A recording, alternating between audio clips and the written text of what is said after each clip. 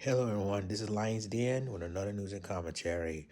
So, I will give a shout out to Megatron on X once again, wall to wall coverage of the situation in Ukraine, Russia, and the US.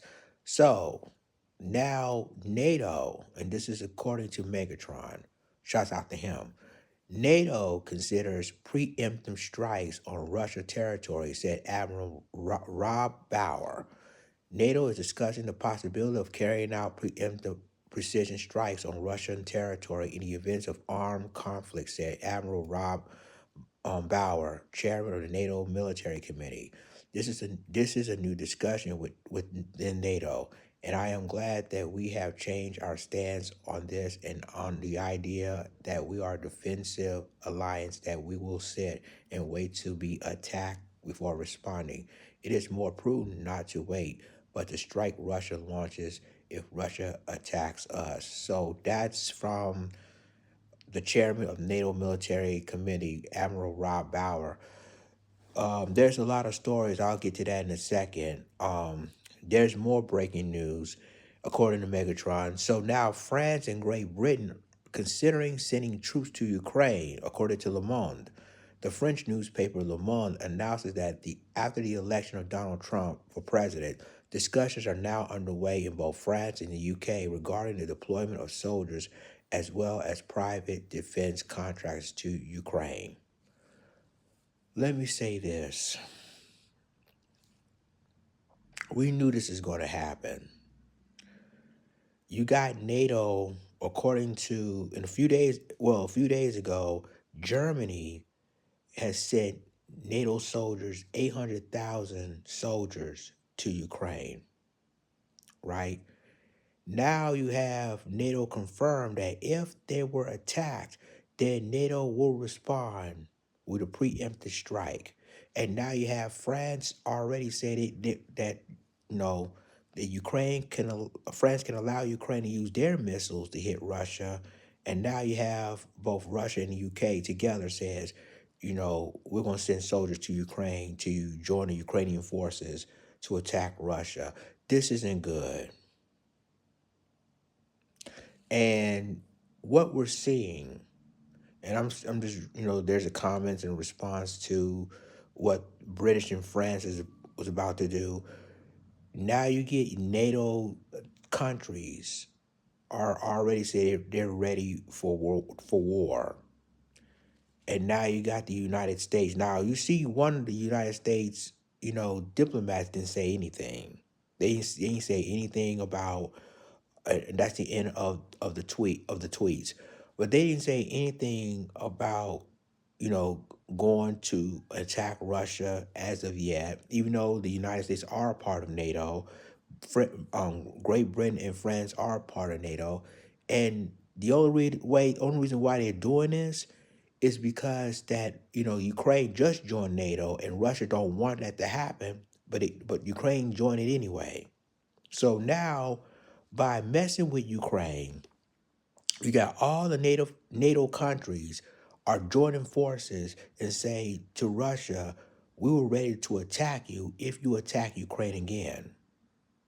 Now, since that happened, Ukraine, uses our, ballistic missiles hitting Russia. Russia responded with non-nuclear missiles hitting Ukraine as a warning. And now you got European countries coming together, both France, Germany, and the UK say, okay, we've sent in soldiers and everything else. But then it all started when the North Koreans send their soldiers to Russia, ready for whatever going to happen between the U.S. North Korea wants this fight anyway because they don't like the United States.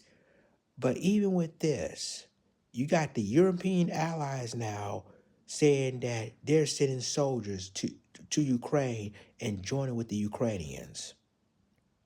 While North Koreans are sending their soldiers to Russia, along with the Russian soldiers ready for a fight. Think about it.